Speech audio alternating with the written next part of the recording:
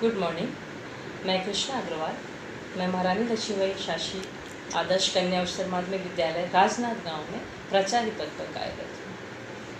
आइए आज हम पढ़ते हैं मांसपेशी संस्था, जिसको कि मस्कुलर सिस्टम भी कहा जाता है।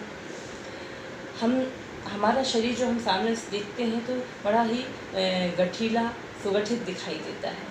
ये जो सुडौल और सुगठित शरीर दिखाई देता है, ये मांसपेशियों के कारण ही होता है।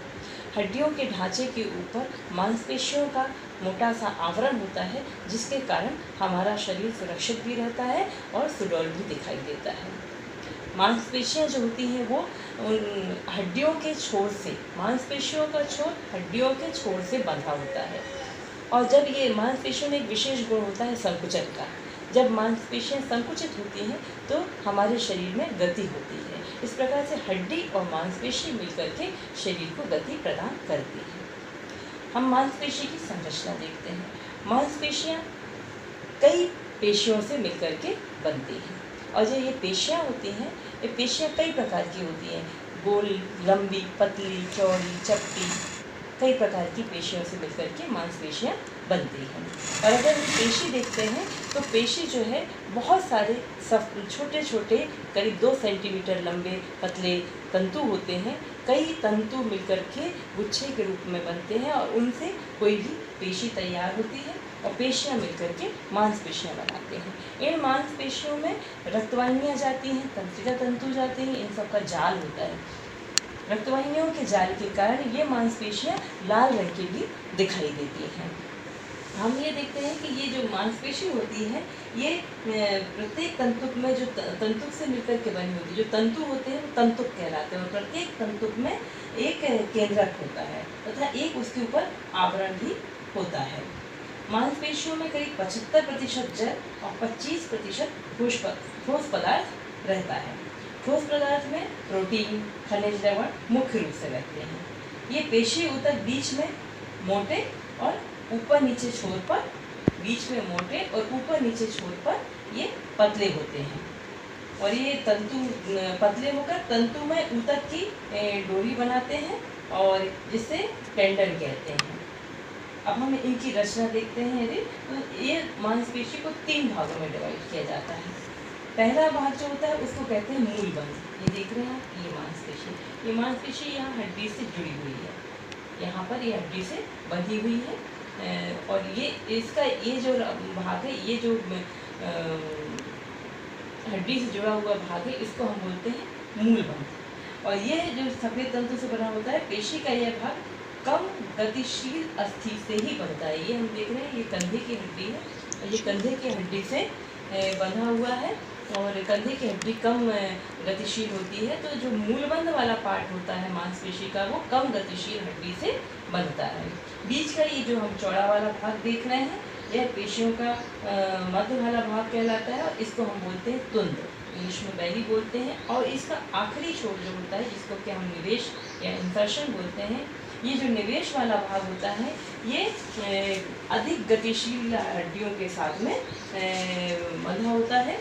और यह भी सफ़ेद तंतुओं से बना होता है। और ये हम देख रहे हैं, ये जो हमारे हाथ की आगे की जो 2 हड्डियाँ होती हैं, सामने वाले हाथ के आगे की जो 2 हड्डियाँ होती हैं, उनमें ये आकर के छोर बनता है। इस प्रकार से हम देखते हैं कि ये जो मांसपेशियाँ होती हैं, उनके 3 भाग होते हैं, मूलबंध, तुंद और निवेश। मूलबंध जो है वो कम गतिशील अस्थि के साथ बनता है और निवेश जो है वो अधिक गतिशील अस्थि के साथ बनता है। अब हम देखते हैं मांसपेशियों के प्रकार। मांसपेशियां जो है वो 3 प्रकार की होती हैं। पहला है ऐच्छिक अथवा ऐच्छिक पेशी बोलते हैं, ऐच्छिक अथवा रेखित पेशी। नाम के अनुरूप जैसा कि हम देख रहे हैं, ऐच्छिक पेशी मतलब वो मांसपेशियाँ जिनको हम अपनी इच्छा अनुसार हिला डुला सकते हैं, अपनी इच्छा अनुसार उन मांसपेशियों का से कार्य ले सकते हैं। ऐच्छिक मांसपेशियों के अंतर्गत हमारे जो शरीर के ऊपरी सतह पर जो मांसपेशियाँ होती हैं वो आती हैं। हाथ पाँव की मांसपेशियाँ इसी प्रकार की हैं। प्रत्येक मांसपेशी सैकड़ों लंबे और बेहद बारीक तंतुओं से मिलकर बनती है।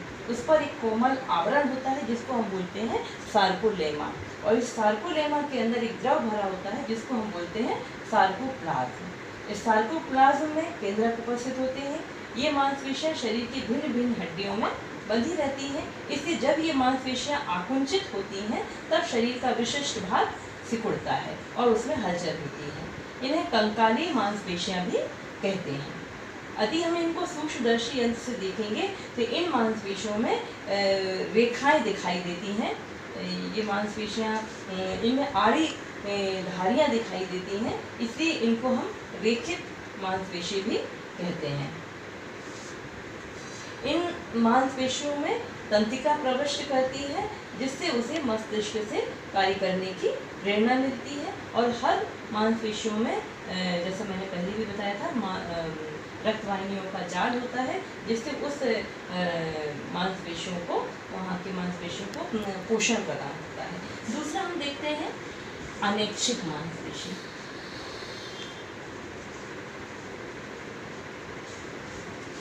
इसको अनैच्छिक अथवा इसको हम अरेखित भी बोलते हैं। अरेखित मतलब इसमें रेखाएं नहीं पाई जाती हैं, धारियां नहीं पाई जाती हैं, इसलिए इनको अरेखित नाम से ही समझ में आ रहा है।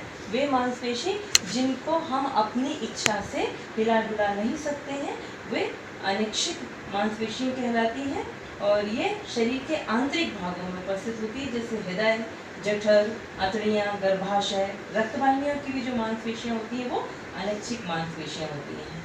और इनके कार्य मस्तिष्क के द्वारा नियमित रूप से हमेशा जारी रहते हैं। ऐसी मांसपेशियों की गति सिंपैथेटिक नर्व या जिसको हम बोलते हैं अनुकंपी तंत्रिकाओं के द्वारा इन पर नियंत्रण रहता है। यदि हम इसको भी सूक्ष्मदर्शी यंत्र से देखेंगे तो इसमें हमें रेखाएं या धारियां दिखाई नहीं देती हैं। हाँ, जो हृदय की मांसपेशी होती है वो अपवाद स्वरूप है, वो अनैच्छिक है, परंतु उनके ऊपर हल्की धारियां देखने को मिलती हैं। तीसरा जो होता है वो है हृदय पेशियां। हृदय पेशियां, हृदय में जो पेशियां उपस्थित हैं, हृदय जिन पेशियों से मिलकर बना हुआ है वो कहलाता है हृदय पेशियां। ये भी अनैच्छिक होती हैं और हृदय की मांसपेशियों की क्रिया हमारी इच्छा से तो नहीं बल्कि वे मस्तिष्क के नियंत्रण में स्वयं संकुचित एवं प्रसरित होती हैं। ये मांसपेशियां अनेक आयताकार ऊतकों की बनी होती हैं। सूक्ष्मदर्शी यंत्र से यदि हम देखते हैं तो इसमें अस्पष्ट धारियां दिखाई देती हैं और प्रत्येक ऊतक से शाखाएं निकलती हैं जो अन्य ऊतकों में जाके मिली रहती हैं। इस प्रकार से हम देखते हैं कि हमारे शरीर में मुख्यतः 3 प्रकार की ऐच्छिक पेशियां, जिनके ऊपर जिनको हम अपनी इच्छा अनुसार कार्य करते हैं, जैसे हाथ पैर की मांसपेशियां होती हैं। अनैच्छिक मांसपेशियां जिन पर हमारा नियंत्रण नहीं होता है और हम अपनी इच्छा से जिनको हिला डुला नहीं सकते हैं वो कहलाती हैं अनैच्छिक मांसपेशियां। और हृदय पेशियां, हृदय जो है वो मांसपेशियों से मिलकर के बना है, तो वो भी अनैच्छिक मांसपेशियों से ही मिलकर बना है।